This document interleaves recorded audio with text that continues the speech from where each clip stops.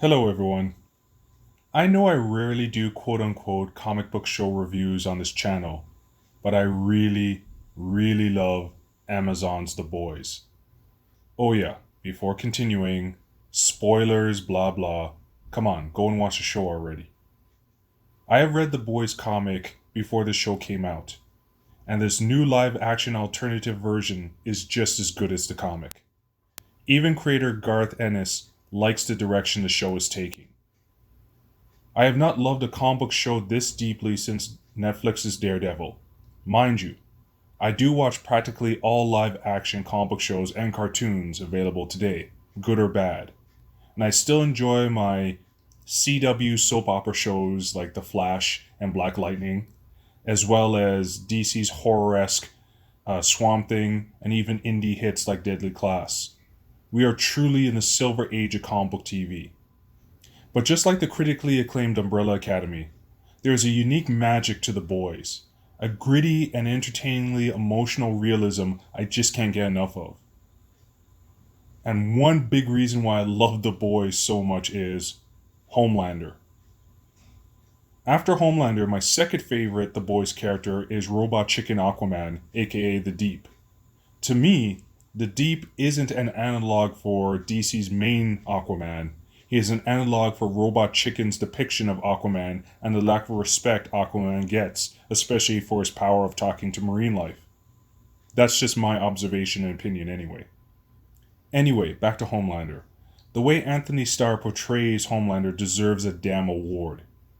The way you see just how emotionally broken, evil, yet crafty Homelander is just amazing.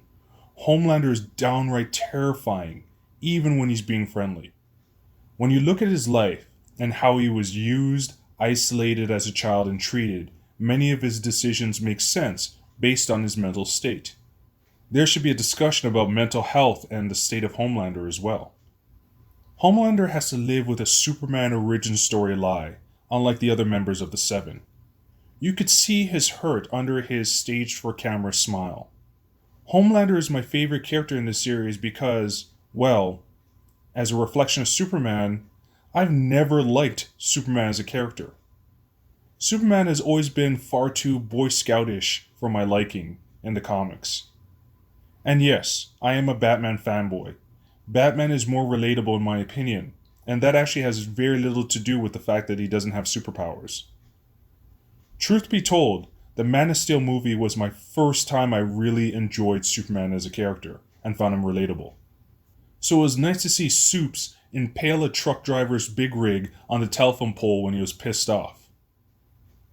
But with this Homelander alternate reality version of Superman, it makes sense to me based on his upbringing and the reality of his world. I like the depth of his character and his motivations. It's realistic in a fictional world. He isn't just some born programmed to be evil conqueror like Brandon and Brightburn.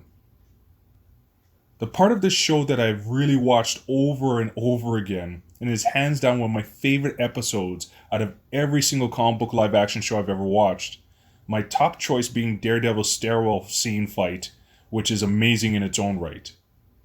But with this show, that last episode where Butcher confronts Homelander in Stillwell's house is hands down amazing. It is this scene that leads me to the comparison I put there in the title.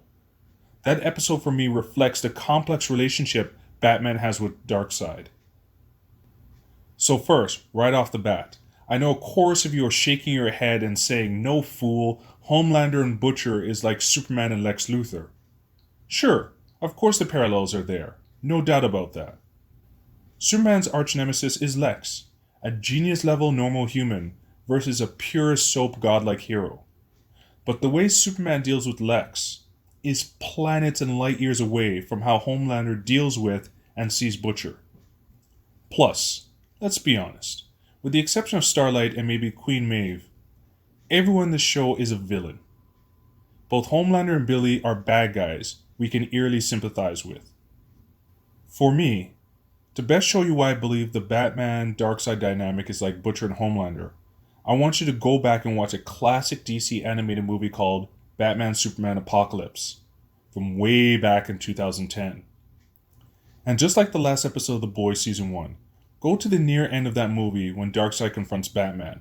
Watch it, and I think you'll see why my comparison is apt. Darkseid is my favorite DC villain, tied with Vandal Savage.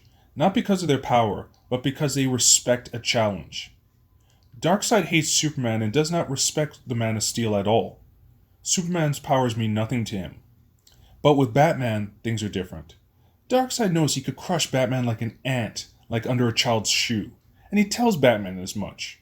But in the end, Batman's ability to hack his weapon system and threaten an entire planet impresses Darkseid. The villain respects the intellect of a hero who is able to do something unpredictable and potentially ruthless. Regardless if Batman's genocidal bluff was real or not, which of course it wasn't, the giant balls a mere human had to take on a godly adversary deserved respect. And I know this movie wasn't the only time Batman intrigued Darkseid. Plus, Darkseid believes humans are deep down heartless to their core. So seeing Batman make a genocidal threat against Apocalypse helps solidify Darkseid's belief that humans have an untapped darkness to them. No wonder he always wants Earth so badly. For so long he saw Earth and humans as the key to the anti-life equation. Now back to that last episode of The Boys. Like Darkseid, Homelander becomes impressed with a mere human's tactical plans and dedication to murder and destruction in order to win. One of the funniest parts is when Homelander commented on how dark Billy was acting and that he liked it. All of us watching knew Homelander could have easily killed Billy in seconds without the detonator ever going off. Like when he melted the shooter's gun to his hand with his heat vision in an earlier episode. But Homelander became enthralled with someone finally challenging him. He was going to kill Stillwell anyway, so Homelander was more focused on how far Billy was going to react. Homelander loved the fact that Billy Butcher had no fear of him, unlike everyone else he's ever met. Homelander could hear heartbeats. He knows when people are nervous around him. He was shocked to meet someone without fear of him. Billy was probably the first ever person Homelander met who didn't fear him in that way.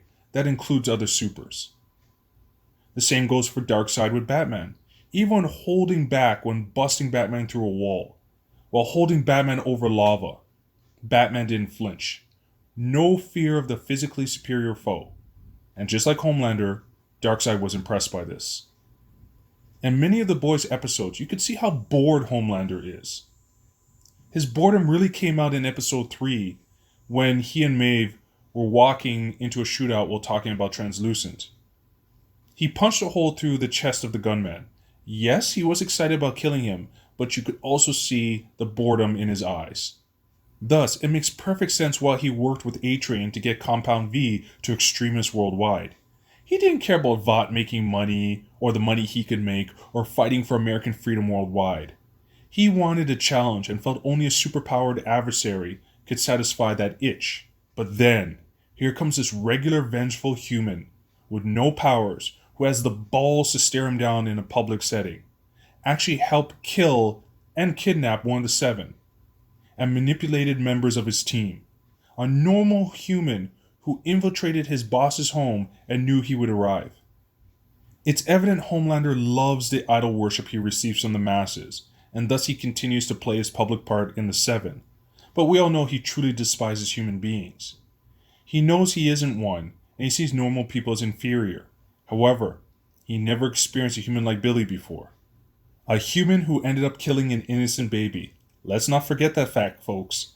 Billy killed Teddy when that house exploded. And since Homelander hated that baby anyways, seeing Billy destroy the house knowing a baby was there must have given Homelander the biggest boner of his life. Anyway, the fact Homelander saved Billy and placed him on the grass in a way that ensured he was not injured tells you how much he respects his newfound arch-enemy. I think Homelander sees Butcher as a human version of himself. That's just my observation, my assumption. Darkseid and Homelander will try to kill any other superpowered foe that wants to fight them, but they are both capable of respecting an enemy that is creative, ruthless, and unpredictable. That's what makes a great villain. A villain who is incredibly powerful, but can still respect their opponent enough to make killing that foe a challenge for them as well. Joker is a great example of this. No powers, but he likes to challenge of going after Batman, not just simply trying to kill him.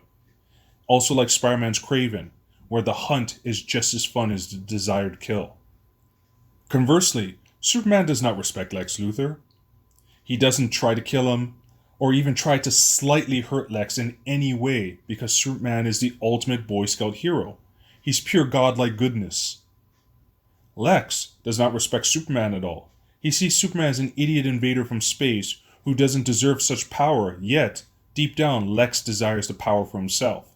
And in many of the comic books and cartoon movies, he's taken it for himself. Butcher, in the Amazon show anyway, is different in this regard because he hates all powered people. He doesn't want powers or thinks anyone should have them. In the comics, Butcher does use Compound V, just an FYI. We all know Homelander and Butcher won't become buddies in Season 2. Just like I personally feel they won't have Homelander killing the president or have Black Noir as a Homelander clone, like in the comics. If Black Noir was a Homelander clone, he would have easily killed Frenchie and Kimiko in the alley in Episode 5. But what is certain is that Homelander will taunt and mentally play with Billy in Season 2. Just because Billy found his wife alive doesn't mean his hate for supers is gone. It'll be interesting if they go the comic book route and have Billy take Compound V after all to power up. We'll see what happens. But just like how Darkseid sees Batman as a worthy enemy to kill, the same goes for Homelander and Billy so far. But ultimately, respect only goes so far, and eventually, someone has to die and someone has to win in this TV series. But at least we have rivals willing to go beyond mindless punching for victory. Chess is a beautiful game when played by people willing to outthink each other. Thanks for watching. Let me know what you think. Cheers to my fellow comic book nerds and geeks everywhere.